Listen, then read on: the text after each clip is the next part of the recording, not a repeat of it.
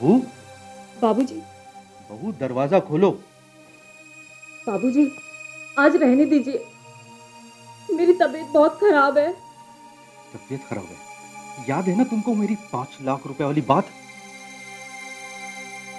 अच्छा चलो ठीक है, तुम्हारी तबीयत खराब है ना, और मेरा भी मूड खराब है। ऐसा करते हैं, दोनों बाहर चलते हैं लॉन्ग ड्राइव पे। बाहर हवा लगेगी तो तुम्हारी तबीयत भी ठीक हो जाएगी और मेरा मूड भी ठीक हो जाएगा। अब तो दरवाजा खोलो प्लीज। बहू, बहू, अरे मैं कहता हूं दरवाजा खोलो। ठीक है, मैं जाता हूं, मगर याद रखना रात के बाद सुबह आती है, और सुबह मैं इसका जवाब दूंगा तुमको। याद रखना मेरी बात।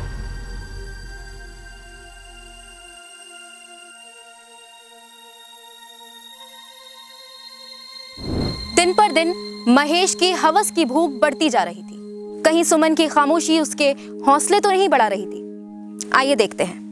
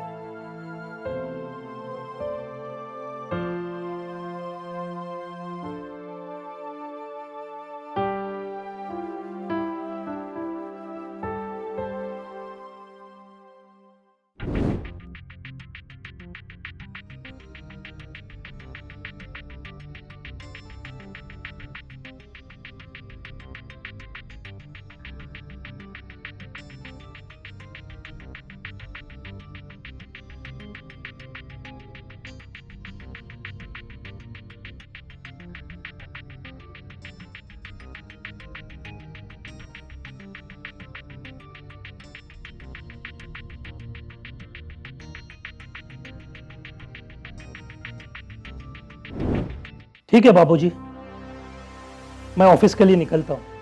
आज से पूरे 1 हफ्ते के लिए मेरी नाइट शिफ्ट रहेगी। ठीक है बेटा, पर ये बहू कहाँ रह गई है? ये लीजिए, मैंने आपका टिफिन पैक कर दिया है।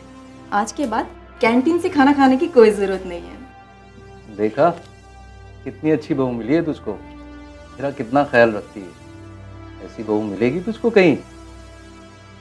हाँ ये तो है, सुमन मेरा बहुत ख्याल रखती है। लेकिन सुमन एक बात मत भूलना, रात को बाबूजी को टाइम टाइम पे दवा देना। जी। अब मैं ऑफिस के लिए निकलूँ। अरे बेटा तुम इसकी चिंता मत करो, तुम ऑफिस जाओ।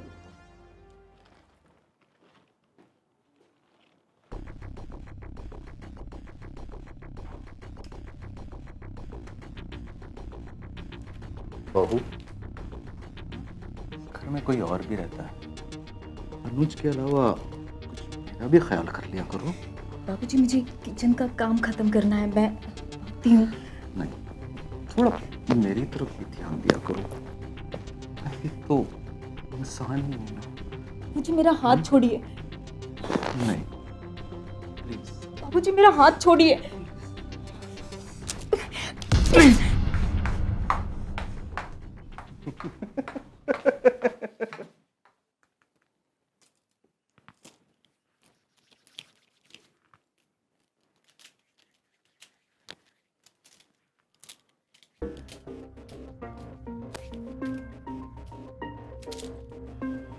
बाबूजी आप?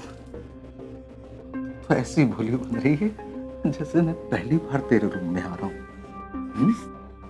किसी को इतना भी मजबूर मत कीजिए कि क्या करेगी, मारेगी मुझे? पूरे 5 लाख रुपए दिए मैंने तेरे बाप को। 5 लाख रुपए तुझसे पूरे वसूल करूंगा। और याद रख, ज्यादा चूचा की ना तो तुझे और तेरे बाप को दोनों को फ्रॉड केस में अंदर डलवा दूंगा। पुलिस महकमे से रिटायर हुआ हूं, मगर पहचान मेरी अभी भी बरकरार है। आखिर ये कब तक चलेगा? जब तक पूरे 5 लाख रुपए तेरे से वसूल नहीं कर लूंगा। जान,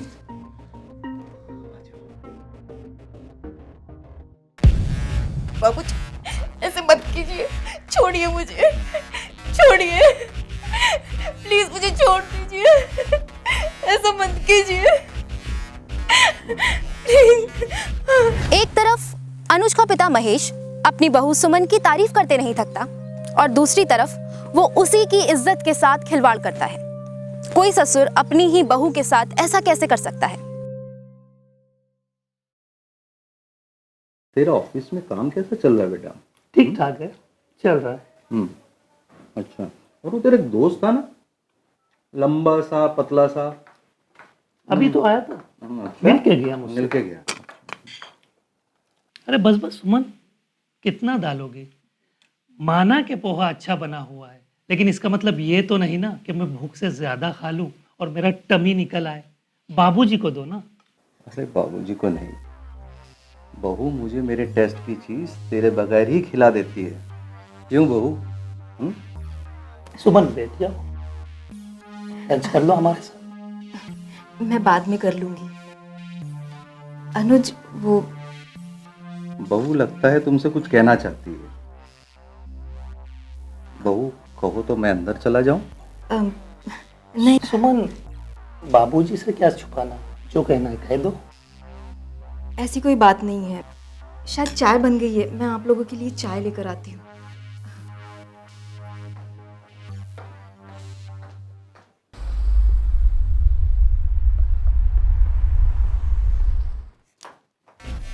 छोड़िए मुझे, अनुज नहा कर आते ही होंगे। अरे अनुज की टेंशन मत लिया करो, जब मेरे साथ हो ना सिर्फ मेरे बारे में सोचा करो। छोड़िए बाबूजी, छोड़िए, छोड़िए मुझे। क्या वो तूने चार्जर कहीं देखा है मेरा? बाबूजी, कब तक आप कीपैड वाला फोन यूज करोगे? स्मार्टफोन ले लीजिए। अरे तेरी माँ भी ये कहते कहते स्वर्गवास हो गई। अब इस उम्र में क्या मैं कीपैड वाला और क्या टच मोबाइल चलाऊंगा।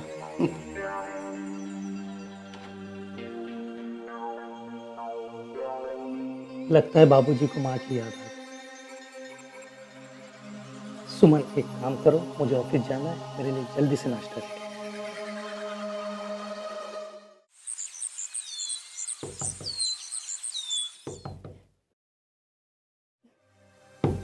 बहू, बाबूजी, बहू दरवाजा खोलो। बाबूजी, आज रहने दीजिए, मेरी तबीयत बहुत खराब है। तबीयत खराब है? याद है ना तुमको मेरी 5 लाख रुपए वाली बात? अच्छा चलो ठीक है, तुम्हारी तबीयत खराब है ना, और मेरा भी मूड खराब है। ऐसा करते हैं, दोनों बाहर चलते हैं, लॉन्ग ड्राइव पे। बाहर हवा लगेगी तो तुम्हारी तबीयत भी ठीक हो जाएगी और मेरा मूड भी ठीक हो जाएगा। अब तो दरवाजा खोलो प्लीज। बहू, बहू, अरे मैं कहता हूं दरवाजा खोलो। ठीक है, मैं जाता हूं, मगर याद रखना रात के बाद सुबह आती है,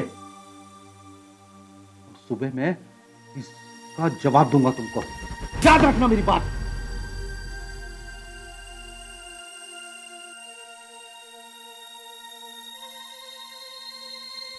दिन पर दिन महेश की हवस की भूख बढ़ती जा रही थी। कहीं सुमन की खामोशी उसके हौसले तो नहीं बढ़ा रही थी। आइए देखते हैं।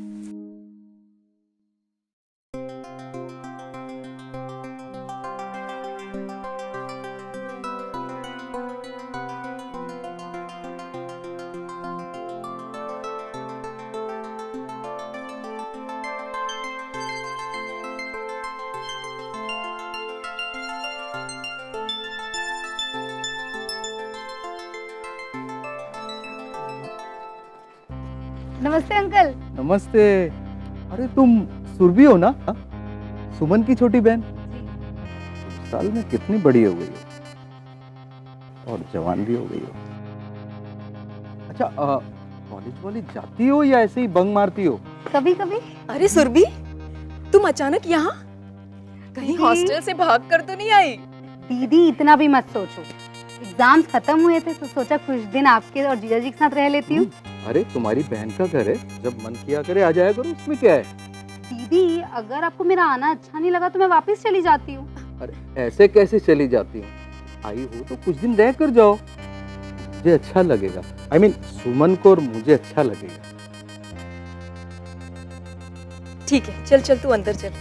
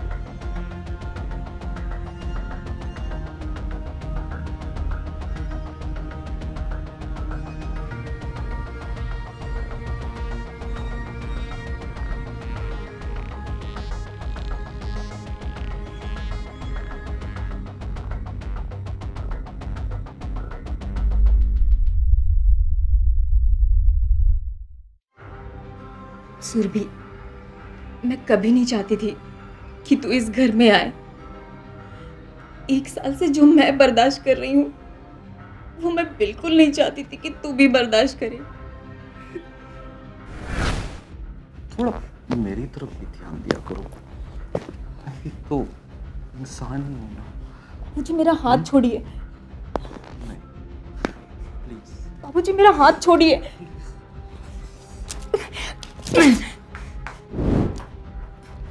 छोड़िए मुझे, अनुज नहा कर आते ही होंगे।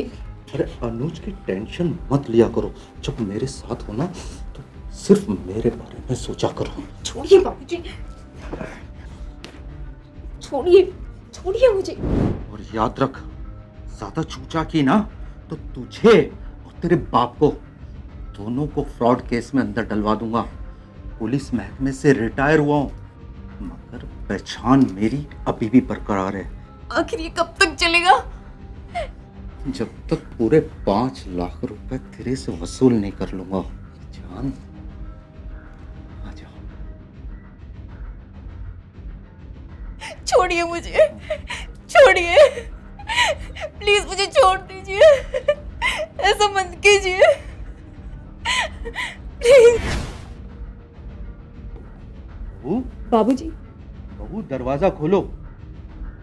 बाबूजी, आज रहने दीजिए, मेरी तबीयत बहुत खराब है। तबीयत खराब है?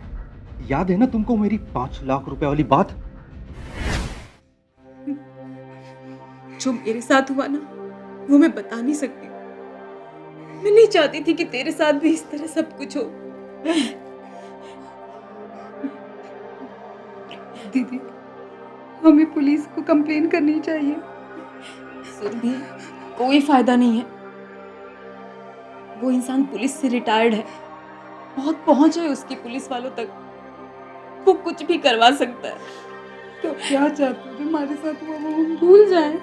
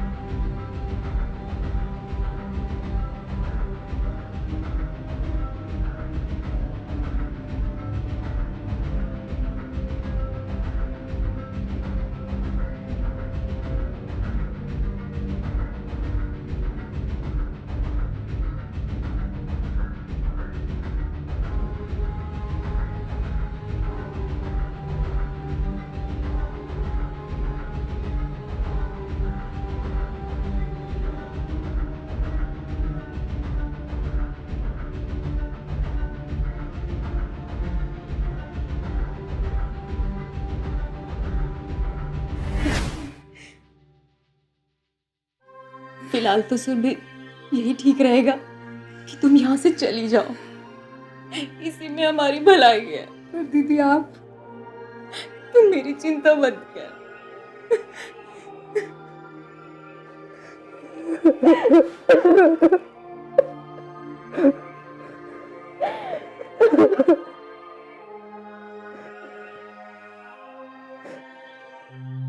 आखिर महेश की हरकतें सुमन कब तक ऐसे ही सहती रहेगी? क्या कभी इसका अंत होगा? देखते हैं आगे की कहानी में। देखो, रोज रोज ये तुम्हारे नखरे मैं नहीं सहन कर सकता। जैसा कह रहा हूँ मान जाओ। छोड़िए मुझे, पिता की हरकतें। ये ठरकी इंसान तो पिता कहलाने के लायक भी नहीं है। बाबूजी, ये क्या कर रहे हो आप? बाबूजी तो ऐसा कर सकते हैं।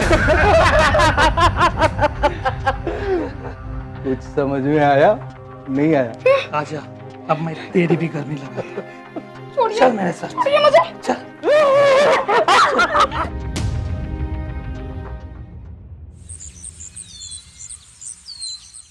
बाबूजी, कल दोनों बहनों का चेहरा देखने लायक था। और वो बेचारी सुरभि भी तुझे ऑफिस से लेकर आई है? वो ऐसा लग रहा था कि तू उसको मेरे चुंगल से छुड़ा लेगा, सुमन को, और वो खुद तेरे चुंगल में फंस गई। अबे कमीने तो बोलने देते हम।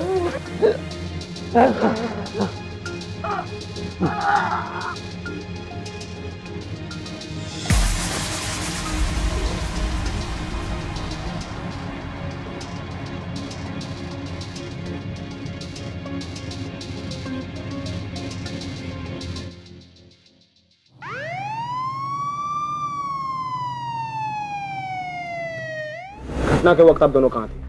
इंस्पेक्टर साहब, हम लोग मार्केट गए थे किचन का कुछ सामान लेने के लिए। किचन का सामान लेने या अपने पति और ससुर का काम तमाम करने के लिए? खूनी को खबर करने गई थी तुम दोनों, ताकि दोनों को मारा जा सके? सर, अगर हमें खून करना ही होता तो घर से बाहर जाने की जरूरत ही क्या थी? खैर, किसको किस चीज की जरूरत है ये तो हम पता लगा लेंगे। फिलहाल मैं चलता हूँ और मैं आता रहूंगा इन्वेस्टिगेशन के लिए, समझे?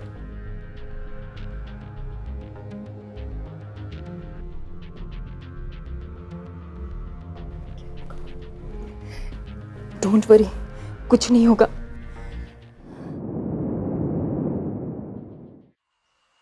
देखो, तुम खुद ही सब कुछ बता दोगे तो ज्यादा सही रहेगा तुम्हारे लिए।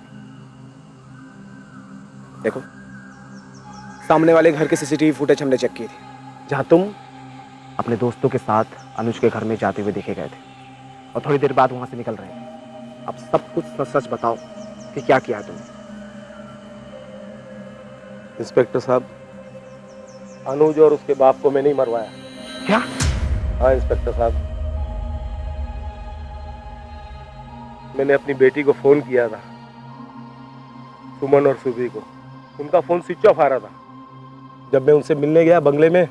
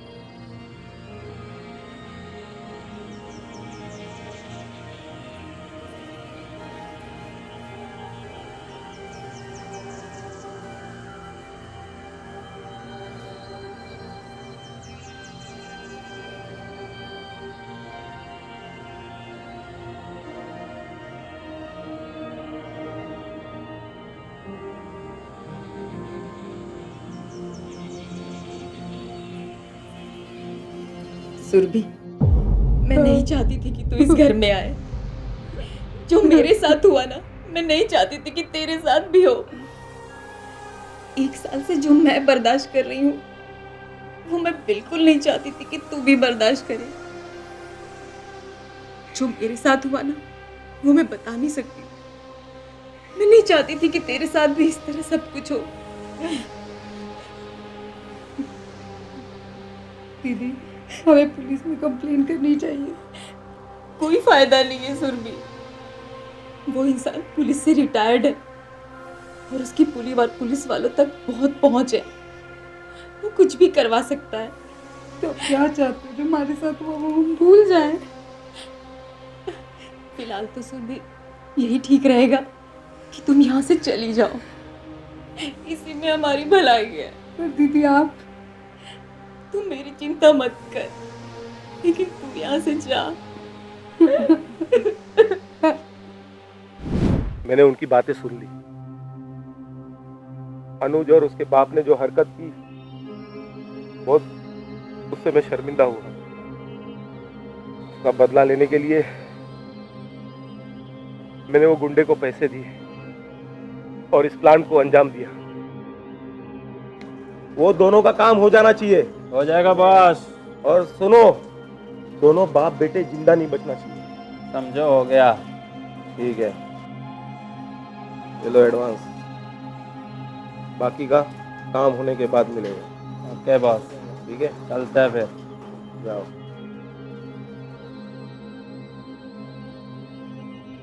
हाँ इंस्पेक्टर साहब, मैंने ही मारा। मिस्टर कैलाश, अनुज और उसके फादर के कत्ल के जुर्म में आपको गिरफ्तार किया जाता है। दोस्तों, कहते हैं ना कि हर एक चीज का एक निश्चित अंत होता है। सुमन पर उसके ससुर द्वारा किए गए अत्याचारों का अंत तो हुआ, लेकिन उसको एक भारी कीमत चुकानी पड़ी। अगर सुमन शुरू से ही अपने ससुर के कारनामों का विरोध करती तो ना तो उसके पिता को महेश और अनुज की मौत का कारण बनना पड़ता और सुरभि की भी इज्जत बच जाती। याद रखिए, गलत को आप जितनी देर तक छुपाएंगे उसका खामियाजा आपको उतना ही अधिक भुगतना पड़ेगा। मिलते हैं अगले एपिसोड में, तब तक के लिए नमस्कार।